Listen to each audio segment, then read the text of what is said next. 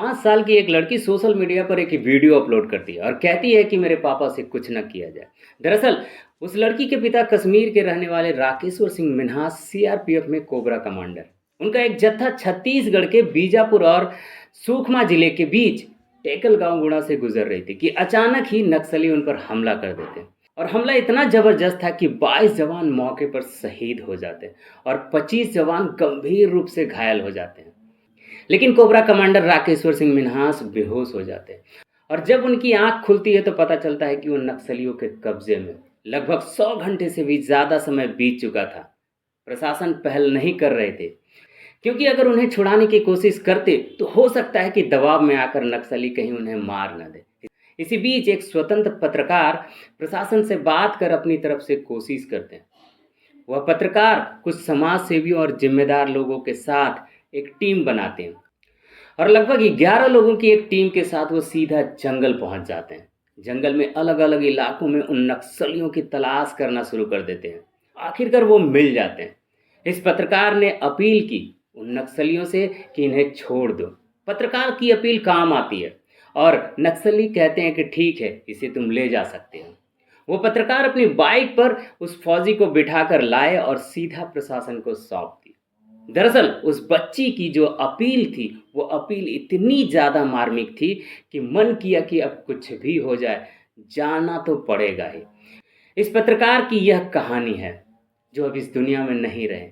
उनका कत्ल कर दिया गया है। कत्ल की गूंज चारों तरफ फैल चुकी है। इस कहानी को सुनने के बाद आप भी सोचने पे मजबूर हो जाएंगे कि जो सबका प्रिय, जो सबका प्यारा होता है, आखिरकार उसका हत्या कर दिया जाता है। उसकी कत्ल के पीछे की वजह क्या थी? आज की इस कहानी के माध्यम से यही जानने और समझने की कोशिश करेंगे।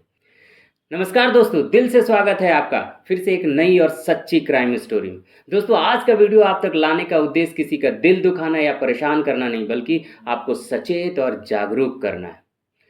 आज की सच्ची घटना छत्तीसगढ़ के बीजापुर जिले का है। 1 जनवरी 2025 की शाम लगभग 7 बजे का आसपास का वाकया रहा होगा।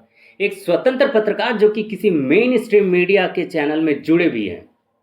हम बात कर रहे हैं हर किसी का मददगार बनने वाले मुकेश चंद्राकर की। उसी शाम उनके पास एक फ़ोन आता है। कोई व्यक्ति उन्हें बुलाता है, वो चले भी जाते हैं। ऐसा पहली बार नहीं हुआ था, ऐसा कई बार हो चुका था।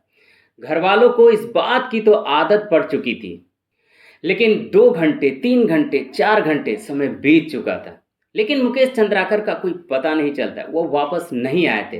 पूरी रात बीत जाती है। मुकेश चंद्राकर के बड़े भाई योगेश चंद्राकर के पास खबर पहुंचती है कि छोटा भाई रात घर से गया तो था, लेकिन वापस लौट कर नहीं आया। ऐसी स्थिति में मुकेश चंद्राकर उनके सभी दोस्तों से बातचीत करते हैं और जानने की कोशिश करते हैं, खबर लेने की कोशिश करते हैं, लेकिन कोई खबर नहीं मिलती है। अब योगेश थोड़ा घबरा जाते हैं। उनको लगता है कुछ न कुछ अनहोनी हुआ है, कुछ न कुछ तो ऐसी अप्रिय घटना जरूर हुई है जिसकी वजह से भाई का पता नहीं चल पा रहा है।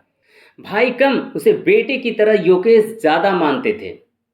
जब उसका पता नहीं चल रहा था तो वो खुद यूट्यूब पर लाइव आकर सर्व समाज से अपील करते हैं, चाहे गरीब हो, अमीर हो, जनता हो, प्रशासन हो, सभी से कहते हैं मेरा भाई 1 जनवरी 2025 की शाम 7 बजे के आसपास से लापता है। उसका नंबर भी बंद है।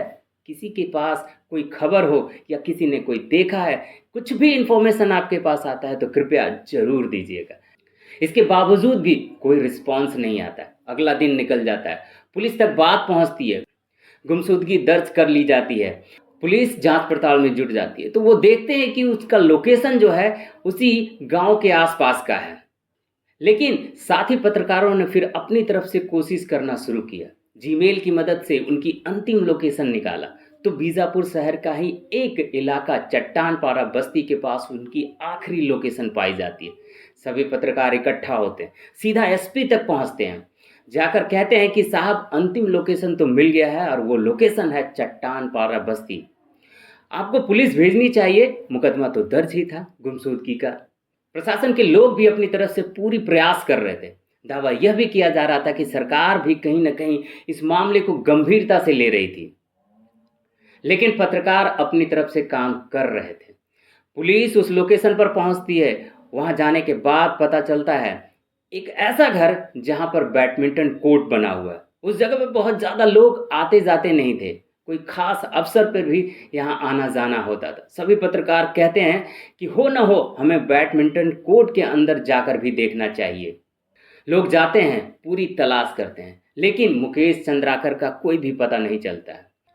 तभी एक पत्रकार की नज़र पड़ती है सेफ्टी टैंक पर, और उसे देखने के बाद कुछ अजीब लग रहा था। दरअसल जब भी किसी सेफ्टी टैंक को बंद किया जाता है तो उसे छोटे छोटे पार्ट में बनाए जाते हैं उसके ऊपर वाले भाग को ढकने के लिए, ताकि कभी भी सफाई की जरूरत पड़े तो उसका एक हिस्सा निकालकर उसको सफाई आसानी से कराया जा सके। लेकिन पत्रकार ने देखा कि पूरी तरह से यह बंद था। आखिरकार यह माजरा क्या था? जो काम हुआ था कंक्रीट और सीमेंट का, वह काफ़ी ताज़ा था, अभी पूरी तरह से सूखा भी नहीं था। सारे पत्रकार मिलकर दिमाग लगाना शुरू कर देते हैं। तभी एक पत्रकार जिद पर आ जाते हैं कि सर एक काम कीजिए, इस सेफ्टी टैंक को आप तुड़वाइए, इसको देखिए कहीं इसके अंदर हमारा साथी मुकेश चंद्राकर तो नहीं। जब पुलिस पर लगातार दबाव बना रहे थे तो आखिरकार पुलिस की मजबूरी बन जाती है और सेफ्टी टैंक के कुछ हिस्से को तोड़ा जाता है।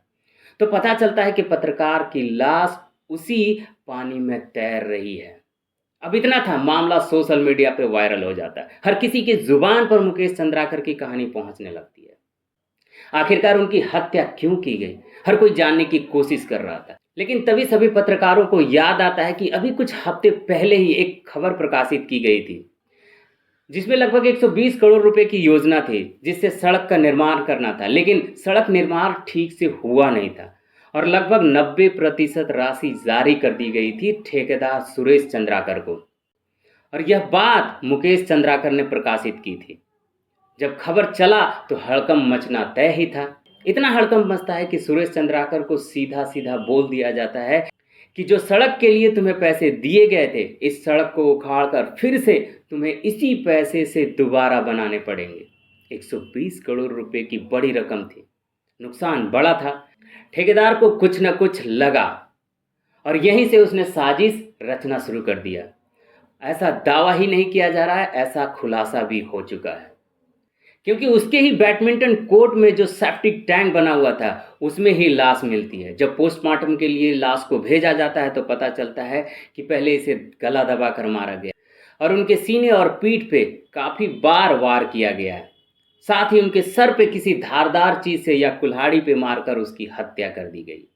अब इसके बाद यह मामला जब वायरल होने लगा तो लोगों को याद आता है सुरेश चंद्राकर का, जो कि एक बहुत बड़ा ठेकेदार था, जिसकी 23 दिसंबर 2021 में शादी शाही अंदाज में हुई थी। अपनी पत्नी को हेलीकॉप्टर से अपने घर लाया था, काफ़ी चर्चा में हुआ था इसी वजह से। पुलिस अब मामले की जांच पड़ताल में जुट जाती है। आखिरकार 3 आरोपियों को गिरफ्तार कर लिया जाता है, उनसे पूछताछ की जाती है। जिस बेरहमी से हत्या की गई थी, इस हत्या को लेकर पत्रकारों में ही नहीं बल्कि आसपास के इलाकों में उबाल था। यदि मुकेश की कार्यों की बात करें तो वो अतुल्य है। 11 नवंबर 2021 का एक मामला है। पीएमजीएसवाई के एक जूनियर इंजीनियर अजय लाकड़ा को नक्सली अपहरण कर लेते हैं। लगभग 7 दिन तक वह नक्सलियों के कब्जे में रहे। उनकी पत्नी प्रशासन के पास नहीं जा रही थी। उन्हें डर था कि कहीं प्रशासन के लोग अगर उनके पति को ढूंढने की कोशिश करेंगे तो नक्सली दबाव में आकर उनकी पति को जान से मार सकते हैं। तो वो मुकेश चंद्राकर के पास जाती हैं और कहते हैं कि मेरे पति को नक्सलियों ने अपहरण कर लिया है, आपकी मदद चाहिए, प्लीज़ मेरी मदद कीजिए। तब वो पत्रकार गांव-गांव, जंगल-जंगल ढूंढने के बाद अजय लाकड़ा को 7 दिन के बाद उन्हें ढूंढ लिया जाता है और नक्सलियों के जन अदालत में अपील की जाती है कि अजय लाकड़ा को छोड़ दिया जाए। उनकी अपील मान ली जाती है और अजय लाकड़ा को छोड़ दिया जाता है। यही नहीं, दूसरा एक वाकया है। एक पत्रकार और साथ ही एक ठेकेदार होता है जो कि सड़क निर्माण में शायद कुछ लापरवाही किया था, तो नक्सलियों ने उनकी हत्या कर देते हैं। पुलिस प्रशासन की भी इतनी हिम्मत नहीं हो रही थी कि उस पत्रकार की डेड बॉडी को लाया जा सके।